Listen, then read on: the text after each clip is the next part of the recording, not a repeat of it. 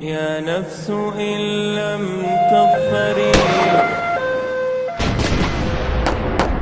Banyak sekali kesulitan yang muncul disebabkan karena perbuatan-perbuatan demonstrasi ini. Dan pemberontakan di mana-mana ujungnya adalah sengsara dan juga malapetaka. Di negara-negara Islam, ul-amri, kezaliman ul-amri disebabkan karena kezaliman rakyatnya. Allah berfirman dalam surah Al-An'am, demikian kami jadikan penguasa-penguasa orang yang zalim disebabkan kezaliman sebagian dari mereka dengan apa yang mereka usahakan. Wahai orang-orang yang beriman, taati Allah, taati Rasul dan ulil amri di antara kalian. Akan tetapi apabila ia menjadi pemimpin dan tentunya dengan cara yang tidak sesuai syariat, tetap Rasulullah mengatakan, wa in ta'ammaru alaikum abdun habasyi, walaupun kalian dipimpin oleh hamba sahaya Ethiopia. Afdalul jihad kalimatu adlin inda sultanin jair.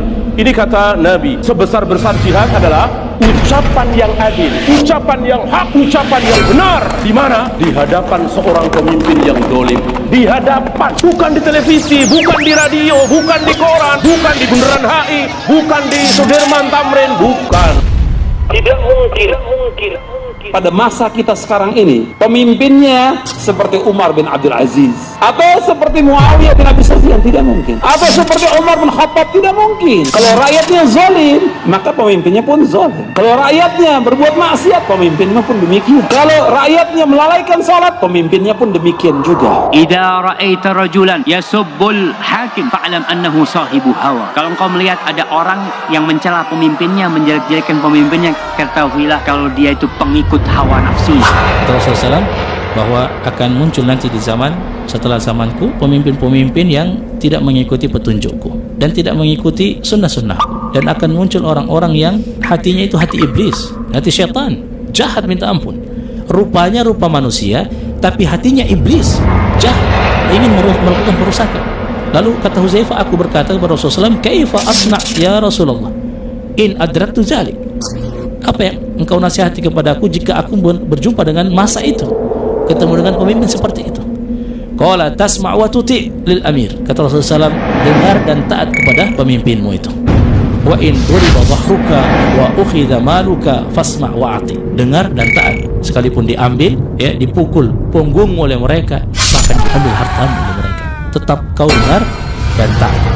Hajjaj bin Yusuf yang membunuh ribuan nyawa kaum muslimin dengan sebab yang tidak sebenarnya, yang merupakan hak untuk menumpahkan darah. Tahu nggak, Hajjaj bin Yusuf itu membunuh 120.000 kaum muslimin pelan-pelan.